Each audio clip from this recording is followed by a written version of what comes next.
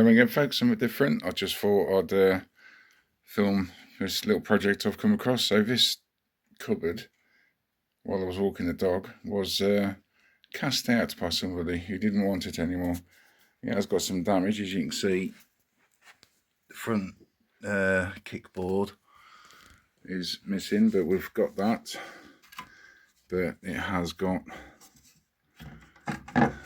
some really rough DIY nailing issues going on. Someone's had to go,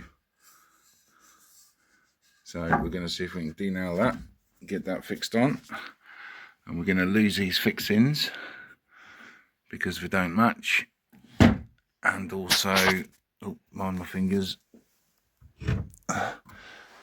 there's some play in these doors, and we've got a bit of damage there and there because of a looseness in the doors. So we're going to tighten up the doors, and we're going to give it all a light sand, and then we're going to replace the fixings with something like these. If I can get the light right, there we go. We're going to have fixings like these to match these cupboards, and then we will stain it the same colour as these floating shelves are built. Yeah, so as you can see, I've got some help while I get set up.